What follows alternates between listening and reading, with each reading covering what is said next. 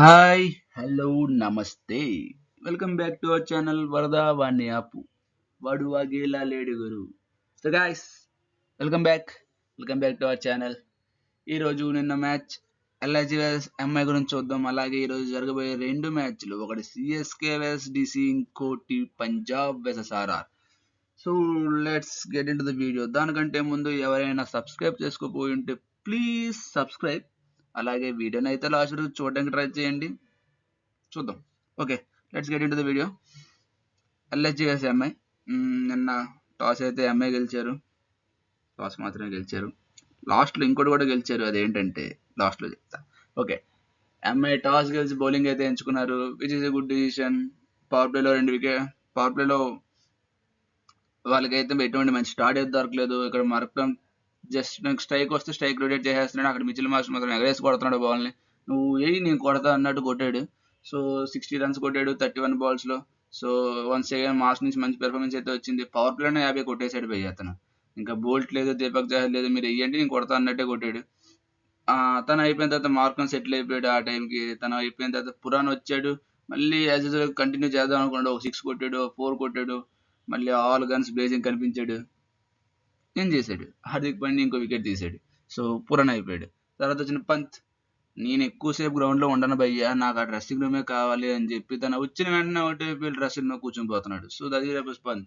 పంత్ వచ్చాడు, అవుట్ అయిపోయాడు, కూర్చునిపోయాడు. తర్వాత వచ్చిన బౌలర్ నుంచి 30 రన్స్ క్యామియో అయితే వచ్చింది. తర్వాత మిల్లర్ వచ్చాడు, 27 రన్స్ క్యామియో అయితే వచ్చింది.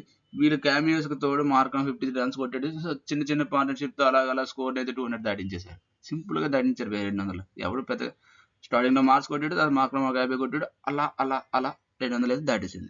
బౌలింగ్ వచ్చేసరికి హార్దిక్ పాండ్యా 5 for 36 పోయా 5 వికెట్లు తీసాడు. ఇప్పుడు తీసాడు తెలియదు, ఎలా తీసాడు తెలియదు, 5 వికెట్లు అయితే తీసాడు. మిగతా బౌలర్స్ నుంచి పెద్ద పెర్ఫార్మెన్స్ అయితే లేదు. అక్కడక్కడ ఒక వికెట్ అయితే తీశారు. లాస్ట్కి 8 వికెట్లు తీయగలిగారు. కానీ Hardik Pandya 5-36 pick of the bowlers. ఇది మన ముంబై బౌలింగ్ వచ్చేసరికి. చేజింగ్కి వచ్చిన ముంబై స్టార్ట్ అయితే రాలే. విల్ జాక్స్ ఒక పికప్ షాట్ కొట్టబోయి క్యాచ్ అవుట్ అయితే అయ్యాడా. జిరాక్స్ కాపీ లెఫ్ట్ హ్యాండర్కి వచ్చేసరికి రికల్టన్ సేమ్ షాట్ కొట్టబోయి మళ్ళీ డీప్లో క్యాచ్ అవుట్ అయ్యాడు. రెండు వేరే గ్రౌండ్లో అయితే ఖచ్చితంగా 6లే పోయా. ఈ గ్రౌండ్లో కాబట్టి క్యాచ్ అవుట్ అయిపోయారు. సో 2 వికెట్లు అయితే ముంబై కోల్పోయిందా. తర్వాత వచ్చిన నమన్దీర్ బాబా ఏమైనా కొట్టాడు భయ్య ఆకాశదీప్కి. 9 బాల్కి 30 కొట్టాడు భయ్య. స్టార్టింగ్ ఆ 2 6లు 3 6లు కొట్టాడు స్ట్రైట్లో. లాంగ్ ఆఫ్ మీద 6, తర్వాత 2 పికప్ షాట్ 6లు దొల్ల కొట్టేశాడు. లాస్ట్కి 24 బాల్స్కి 40 రన్స్ ఎంత కొట్టాడు నమన్దీర్. సో తనతో పాటు సూర్యకుమార్ యాదవ్. సో ఇద్దరి నుంచి మంచి పార్ట్నర్షిప్ అయితే వచ్చింది. తర్వాత నమన్దీర్ని దిగ్వేష్ రాతి అయితే క్యారమ్ బాల్తో బౌల్ చేశాడు. సో అక్కడితో నమన్దీర్ ఇన్నింగ్స్ అనేది ముగిసింది. సో నెక్స్ట్ వచ్చిన తిలక్ వర్మ గురించి డిస్కస్ చేసుకుంటే తను చాలా స్ట్రగుల్ అయ్యాడు భయ్య. ఫస్ట్ బాల్ నుంచి ఎక్కడ తన బాల్ని టైం చేస్తున్నట్టే అనిపించలేదు. తను కొట్టిన ఒక 4 కూడా టాప్ ఇచ్చి 4 వెళ్ళింది. సో అది ఎంత స్ట్రగుల్ అయినప్పటికీ నువ్వు 23 బాల్స్ ఆడి 25 రన్స్ కొట్టినప్పుడు నువ్వే మ్యాచ్ ఫినిష్ చేయలేకపోతే ఇప్పుడు దిగిన ఫస్ట్ బాల్తో నువ్వు మ్యాచ్ ఫినిష్ చేస్తావు అనుకోవడం నాకు అదే దాన్ని ఏమనుకుంటారో కూడా తెలియదు. మేబీ ఎంఐ కోచింగ్ స్టాఫ్ అక్కడ ఫెయిల్ అయ్యిందని అనుకుంటా. అంటే శాంట్నర్ అక్కడ వచ్చి చేసేది ఏం లేదు. మేబీ తిలక్ వర్మ ఉంటే ఒక బాల్ 6 కొట్టచ్చు. మేబీ అంటే కొట్టకపోవచ్చు కూడా. సో హార్దిక్ పాండ్యా కూడా చివరిలో స్ట్రగుల్ అయ్యాడు. 16 బాల్స్ 20 రన్స్ కొట్టాడు. మేబీ అక్కడ ఆ ఇన్నింగ్స్ 16 బాల్స్లో 40 రన్స్ ఇన్నింగ్స్ కావాల్సిన టైంలో 28 రన్స్ కొట్టాడు. సో బౌలింగ్కి వచ్చేసరికి షర్దుల్తో కూడా 19th ఓవర్ వేసాడు భయ్య. ఆ లో ఫుల్ టాస్ కానీ యార్కర్ కానీ పర్ఫెక్ట్గా నెయిల్ చేశాడు. సో 7 రన్స్ వచ్చింది 19th over. Match turning over. తర్వాత అవేష్ ఖాన్ వచ్చాడు, మన స్టార్ హెల్మెట్ తీసి నెత్తి క్యాలెస్ కొట్టే స్టార్. తను వచ్చాడు, మంచి బౌలింగ్ అయితే వేసాడు. జోక్స్ అపార్ట్ చాలా చాలా మంచి ఓవర్ వేసాడు. జస్ట్ 9 రన్స్ ఇచ్చాడు. సో ఫస్ట్ బాల్ 6 కొట్టినప్పటికీ తన నర్వ్స్ అనేది తను మెయింటైన్ చేశాడు. చాలా కూల్గా బౌలింగ్ అయితే వేసాడు. So finally LSG won the match by 12 runs.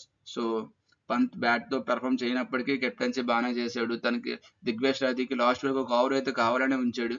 So that's good. This about stage match గురించి చెప్పాలంటే LSG won by 12 runs against Mumbai Indians. ఇదనమాట మ్యాచ్ వచ్చేసరికి.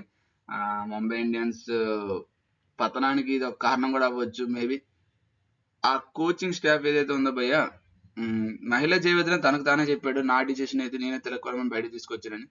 అది ప్లేయర్స్ కాన్ఫిడెన్స్ దెబ్బతీసే విషయం భయ్య. ఎందుకంటే ఒక ప్లేయర్ నువ్వు 23 బాల్స్ 25 రన్స్ కొట్టిన స్ట్రగుల్ అవుతుంది నీకే కాదు ప్లేయర్కి కూడా తెలుసు. కానీ ఒక్క షాట్ ఇప్పుడు లాస్ట్లో ఒకసారి చూసాం, తెవాటియా కూడా రాజస్థాన్ రాయల్స్లో కష్టపడి ఆడాడు. లాస్ట్లో క్వార్టర్లు వేసిన ఓవర్లో 4 సిక్స్లు కొట్టి మ్యాచ్ అయితే గెలిపించాడు. ఇవి అలాంటిది ఏమైనా జరిగి ఉండొచ్చు, ఎందుకంటే ఆల్రెడీ 23 బాల్ ఆడాడు. పిచ్ యొక్క పేస్ తెలిసి ఉంటుంది. So they could have considered it. Anyways match అయితే ఇలా అయింది. ఈ రోజు 2 మ్యాచ్లు ఉన్నాయి. సో వేగంగా తేల్చేద్దాం. నెక్స్ట్ మ్యాచ్కి వద్దాం. ఇది చెన్నై వర్సెస్ డీసీ. మా ఎడిటర్ చేసాడు అటు ఇటు. So it's okay. వెన్యూ వచ్చేసరికి చెపక్, చెన్నైలో జరుగుతుంది. మనకు తెలుసు చెపక్ స్టేడియం ముందే స్పిన్ పిచ్, ఇంకా దాంట్లోనే 330 మ్యాచ్ కాబట్టి ఇంకా స్పిన్ పిచ్ అయిపోద్ది, స్లోగా ఉంటుంది, టర్న్ ఎక్కువ ఉంటుంది. సో ఈ చెన్నైలో హీట్ ఎఫెక్ట్ ఎక్కువ ఉంటుంది, అందులో బాల్ స్పిన్ అవుతుంది. 330 మ్యాచ్ కాబట్టి పెద్దగా డ్యూ కూడా వచ్చే అవకాశం చాలా తక్కువ ఉంటుంది, అసలు రాదు. మేబీ దానివల్ల నేనైతే ఖచ్చితంగా టాస్ వేసి బ్యాటింగ్ ఎంచుకుంటాను అనుకుంటా. And average first innings score వచ్చేసి 160 165 ఉంది. సిమిలర్ టు అలాగే వస్తుంది స్కోరు. నువ్వు ఫస్ట్ బ్యాటింగ్ చేసి 165 రన్స్ కొట్టావంటే ఇట్స్ డిఫెండబుల్ స్కోర్, ఖచ్చితంగా డిఫెండబుల్ స్కోర్ అనుకుంటా, ఎందుకంటే పిచ్ అలా ఉంటుంది. అండ్ హెడ్ టు హెడ్ వచ్చేసరికి ఆఫ్ కోర్స్ చెపక్ స్టేడియంలో చెన్నైని మించిన టీం అయితే ఇంక ఉండదు. సో చెపక్ 19 గెలిచారు, డీసీ 11 గెలిచారు. So this is about venue. చూద్దాం ప్రాబుల్ బాల్ చూద్దాం. ప్రాబుల్ బాల్ వచ్చేసరికి మేబీ గైక్వాడ్ ఫిట్నెస్ మీద కొన్ని ఇష్యూస్ అయితే ఉన్నాయి. సో గైక్వాడ్ ఉంటాడా ఉండదా అనే ఒక కన్సర్న్. ఒకవేళ గైక్వాడ్ ఉంటే he will play at 3 and he will be the captain. ఒకవేళ గైక్వాడ్ లేకపోతే మేబీ కాన్వేని ఓపెనింగ్ పంపించి, లేదా కాన్వేని నెంబర్ 3 పంపించవచ్చు, త్రిపాఠిని ఓపెనింగ్ కొనసాగించి ఇంకొక ఓవర్స్ స్లాట్ కాన్వే తీసుకున్నాడు కాబట్టి ఓవర్ 10 ప్లేస్ లో నాగర్ కోట్యార్ అన్షుడ్ కంపోజిషన్ ట్రై చేయొచ్చు. This is the change I'm expecting. అదంతా సేమ్ ఉండొచ్చు. దుబే శంకర్ ఒక మ్యాచ్ ఆడగాడు, ఇంకో మ్యాచ్ ఖచ్చితంగా ఛాన్స్ ఇస్తారు. So Jadeja, Dhoni keeper, R Ashwin, Pathirana, Khaleel Ahmed, Noor Ahmed. వాళ్ళకి ప్లస్ పాయింట్ ఏంటంటే ఖలీల్ అహ్మద్ పవర్ ప్లే వేసే bowling and Noor Ahmed middle ఓవర్లో వేసిన బౌలింగ్, పత్రానా డెత్ లో వేసే బౌలింగ్. మంచి మంచి ఫామ్ లో అయితే ఉన్నారు. ఓవరాల్ గా చూసుకుంటే చెన్నై బౌలింగ్ అయితే చాలా స్ట్రాంగ్ కనిపిస్తుంది. బ్యాటింగ్ మాత్రం అక్కడ గైక్వాడ్ వికెట్ తీస్తే మ్యాచ్ అయిపోయింది అన్నట్టే కనిపిస్తుంది. సో మిగతా బ్యాట్స్మెన్స్ కూడా స్టెప్ ఇన్ అవ్వాలి. సో ఫామ్ లో అయితే ఏం కనిపించట్లేదు. త్రిపాఠి ఈ రోజు ఎలా పెర్ఫామ్ చేస్తాడనేది తన ఫ్యూచర్ డిసైడ్ చేసే అవకాశం ఉంది. So this about Chennai 12. Player to watch out for it's going to B Pathirana. Pathirana death house లో మళ్ళీ పెర్ఫామ్ ఎలా చేస్తాడని చూడాలి. తనకి ఈసారి అగేన్స్ట్ గా రాహుల్ ఉన్నాడు. అండ్ ఫస్ట్ మ్యాచ్ లో యువరాజ్ నిగమ్ గాని, అశుతోష్ శర్మ గాని వాళ్ళు ఆడిన తీరు చూస్తే ఖచ్చితంగా మంచి ఫినిషర్స్ లా కనిపిస్తున్నారు. సో వాళ్ళకి అగేన్స్ట్ గా పతిరానా ఎలా చేస్తాడు. So it is going to decide the match. And coming to DC12. DC12 I'm not seeing any changes ఇక్కడ. సేమ్ టీమే ఆడతారు. మేబీ ఆ 12 అలా ఉంటుంది. If Natarajan is fit, Mohit Sharma place లో నటరాజన్ రావచ్చు. కానీ వస్తున్న రిపోర్ట్స్ ప్రకారం నటరాజన్ ఈ మ్యాచ్ కి అవైలబుల్ ఉండకపోవచ్చు. So they are going to continue with the 12. అదే 12 తో వెళ్తారు. సో ఇక్కడ player to watch out for ఇది ఖచ్చితంగా కుల్దీప్ యాదవ్, ఎందుకంటే చెపక్ స్టేడియంలో స్పిన్ ఖచ్చితంగా ఉంటుంది. So Kuldeep Yadav middle overs లో ఎలా బౌలింగ్ చేస్తాడనేది ఖచ్చితంగా చూడాల్సింది. ఆ స్పిన్ ఎలా రాబడతాడు అనేది. ఇక్కడ కూడా టాస్ చాలా కీలకంగా మారొచ్చు, ఎందుకంటే ఖచ్చితంగా టాస్ గెలిచిన బ్యాటింగ్ ఎంచుకుంటారు. సో సెకండ్ చేజింగ్ కొద్దిగా కష్టమయ్యే ఛాన్స్ ఉంది. అందుకే Kuldeep Yadav it's player to watch out for. This is about DC. ఇప్పుడు చెన్నై డీసీ రెండింటికి bettings to watch out for చూద్దాం. మనం అనుకున్నట్టుగానే player to watch out for Kuldeep Yadav అని చెప్పాం కదా. సో ఇదే బ్యాటిల్ కుల్దీప్ యాదవ్ ఉన్న చెన్నై మిడిల్ ఆర్డర్, ఫెయిల్ అవుతున్న చెన్నై మిడిల్ ఆర్డర్ అంటే దుబే కావచ్చు, జడేజా కావచ్చు, ధోని కావచ్చు, ఇప్పుడు వచ్చిన శంకర్ కావచ్చు. సో వీళ్ళు ఈ మిడిల్ ఆర్డర్ కుల్దీప్ యాదవ్ ని ఎలా ఫేస్ చేస్తారనేది చూడాలి. So that will be key battle, match deciding battle కూడా అవ్వచ్చు. సో అండ్ పవర్ ప్లేలో స్టార్క్ అగేన్స్ట్ గా రచిన్ రవీంద్ర కౌంటర్ రైడింగ్ చేస్తాడా చేయడా, అండ్ త్రిపాఠి ఎలా ఫామ్ లోకి వస్తాడు, ఇవి కొద్దిగా చూడాలి. ఎందుకంటే చెన్నై పిచ్ లో ఎప్పుడైతే మీకు స్పిన్ మొదలవుతుందో, స్పిన్ తిరగడం బాల్ తిరగడం మొదలవుతుందో కష్టం అయిపోతుంది కొట్టడానికి. So power play is going to play huge role. Power play లో కౌంటర్ రైడింగ్ ఖచ్చితంగా చేయాలి. నువ్వు 60-70 రన్స్ పవర్ ప్లే లో కొట్టావంటే your in the driver seat. So McGurk కి డూప్లెసిస్ నుంచి అదే ఎక్స్పెక్ట్ చేస్తారు. అండ్ అగేన్స్ట్ ఖలీల్ అహ్మద్ మంచి బ్యాటిల్ అయితే ఉంటుంది మెగ్గార్ డూప్లెసిస్ కి. And Rahul, Akshar Patel, Tristan Stubbs వీళ్ళు నూర్ అహ్మద్ ఎలా ఫేస్ చేస్తారనేది చూడాలి. That is another battle. So these are the battles to watch out for. ఇది వచ్చేసరికి DC and CSK match. Next match చూద్దాం మళ్ళీ. It is going to be Punjab versus RR, the unbeaten Punjab and RR. ఇది ముల్లన్పూర్ లో అవుతుంది match, Chandigarh లో. So timing వచ్చే 7:30 ఉంటుంది. కొద్దిగా స్లో వికెట్, 2 పేస్ వికెట్ ఉండొచ్చు, కానీ ఆ డైమెన్షన్స్ అన్ని చూసుకుంటూ 180+ స్కోర్ అయితే ఉండొచ్చు. అండ్ ఖచ్చితంగా టాస్ వేస్తే బౌలింగ్ ఎంచుకుంటారు భయ్య. Average first innings score 165 to 175 ఉంది. ఎక్స్పెక్ట్ సిమిలర్ టు దట్, అంటే 180 వరకు వెళ్ళొచ్చు స్కోర్. హెడ్ టు హెడ్ వచ్చేసరికి ఆర్ఆర్ గెడ్జ్ ఉంది. ఆర్ఆర్ 16 గెలిస్తే 12, పంజాబ్ జస్ట్ 12 గెలిచారు. సో ప్రాబుల్ 12 చూద్దాం. ప్రాబుల్ 12 పంజాబ్కి వచ్చేసరికి మేబీ బాల్ కొద్దిగా స్పిన్ అయితే ఖచ్చితంగా బ్రౌన్ తీసుకొచ్చే ఛాన్స్ ఉంది షట్కే బదులు. మిగతా అంతా సేమ్ టీం ఉంటుంది. సో బాల్ కానీ కొద్దిగా స్పిన్ అయితే వాళ్ళకి చహల్, మ్యాక్స్వెల్ అండ్ బ్రౌన్ తీసుకొస్తే ముగ్గురు స్పిన్నర్లు అవుతారు. So opening Prabhsimran Singh last match లో చూసాం, మంచి ఇన్నింగ్స్ అయితే ఆడాడు. సో ప్రియాన్స్ ఆర్య ఇంకో మంచి స్టార్ట్ అవ్వాలని కోరుకుంటారు. అయ్యన్ని ఆ ఫామ్ అలా అలా అలా అలా కొనసాగించాలనే చూస్తారు. సో మ్యాక్స్వెల్ 3 ఫామ్ లోకి రావాలి, బ్యాట్ తో బాల్ తో అదరగొడుతున్నాడు. Stoinis, Nihal, Wadhera. On paper Punjab is looking very strong. ఏ డిపార్ట్మెంట్ లో చూసినా సరే చాలా బ్యాలెన్స్డ్ గా కనిపిస్తుంది. బౌలింగ్ లో హర్షదీప్, జాన్సన్, ఫెర్గ్యూసన్ ముగ్గురు ఫాస్ట్ బౌలర్ ఉన్నారు. అలాగే చహల్ ది స్పిన్నర్ ఉన్నాడు. So this about 12 of Punjab kings. And coming to RR. RR Samson captaincy మళ్ళీ తీసుకుంటున్నాడు భయ్య. So Parag is no more the captain, Samson captain. And maybe keeping కూడా చెయ్యాలి. కీపింగ్ చేయాలనుకుంటే తను కీపింగ్ చేస్తాడు, లేదనుకుంటే of course they have Jurel. Already last 3 matches లో కూడా తనే కీపింగ్ చేస్తున్నాడు. మేబీ ఆ ఇద్దరు ఎవరైనా కీపింగ్ చేయొచ్చు. And coming to Jaiswal form లోకి రావడం చాలా ఇంపార్టెంట్ భయ్య. తనకి ఆన్ ఫీల్డ్ కాకుండా ఆఫ్ ఫీల్డ్ కూడా కొన్ని ఇష్యూస్ అవుతున్నాయి, ఏదో ముంబై ఇష్యూస్ అవుతున్నాయి.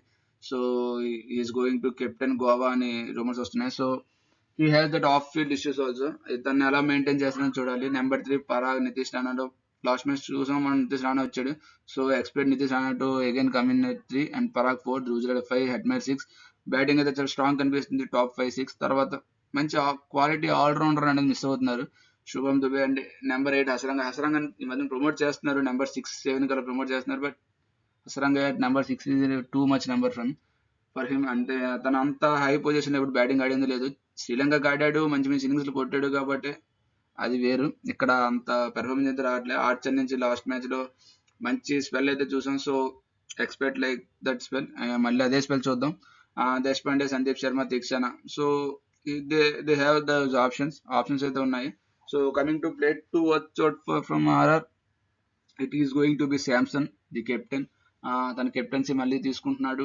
ఈ రోజు ఎలా పెర్ఫామ్ చేస్తాడని చూడాలి. ఆ కెప్టెన్సీ ఎవరిని ఎలా మెయింటైన్ చేస్తాడు.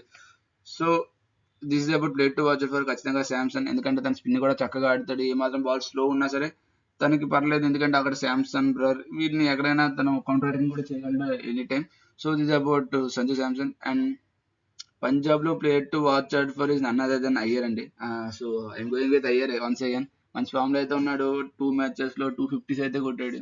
So expect him to score another 50, maybe century. So Iyer నుంచి అయితే మంచి పెర్ఫార్మెన్స్ ఎక్స్పెక్ట్ చేస్తున్నాం. So is the player to watch out for. And battles చూద్దాం. బ్యాటిల్స్ లో వాచ్ ఖచ్చితంగా ఆర్చర్ అండ్ దేశపాండే కొత్త బాల్ తో వేస్తున్నారు. సో వీళ్ళకి అగేన్స్ట్ గా ప్రియాన్స్ ఆర్య కావచ్చు, ప్రెప్సిమ్రాన్ కావచ్చు. ముఖ్యంగా ఆర్చర్ వేసే ప్రెప్సిమ్రాన్ ఖచ్చితంగా చూడాల్సిన విషయం. ఎందుకంటే ఆర్చర్ హై హైట్ తో మంచి పేస్ అండ్ బౌన్స్ అయితే వేస్తాడు. ప్రెప్సిమ్రాన్ సింగ్ ర్యామ్ షాట్స్ అయితే ఆడుతుంటాడు. సో ఈ రోజు తను ఎలా ఆడతాడో, లేదా మన శాంసన్ ఆ కెప్టెన్సీ కానీ ఆ షార్ట్ బాల్స్ ఇచ్చి బ్యాక్ ఫీల్డ్ పెట్టుకుంటే క్యాచ్ అయ్యే ఛాన్స్ కూడా ఎక్కువ ఉన్నాయి. సో ఇది బ్యాటిల్ ఉంది ఆర్చర్ వేసి ప్రెప్సిమ్రాన్. అండ్ యువత సైడ్ వచ్చేసరికి మన హర్షదీప్ వెసెస్ జైస్వాల్, శాంసన్. ఇది కూడా battle to watch out for ఖచ్చితంగా. ఎందుకంటే హర్షదీప్ రెండు పక్కల బాల్ స్వింగ్ చేస్తాడు. అండ్ టాప్ ఆర్డర్ లో జైస్వాల్ కొద్దిగా ఫెయిల్ అవుతున్నాడు. శాంసన్ కూడా ఎర్లీ అని కొద్దిగా ససెప్టిబుల్ గా ఉంటాడు బాల్ స్వింగ్ కి. So that is the battle to watch out. And middle over లో మన Chahal versus Parag and Dhruv Jurel, Hetmyer. వీళ్ళకి అగేన్స్ట్ గా చహల్ ఎలా పెర్ఫామ్ చేస్తారు ఇది కూడా చూడాలి. So these are the battles to watch out for. ఇది గైస్ రెండు మ్యాచ్లకు వచ్చేసరికి ప్రిడిక్షన్ వచ్చేసరికి.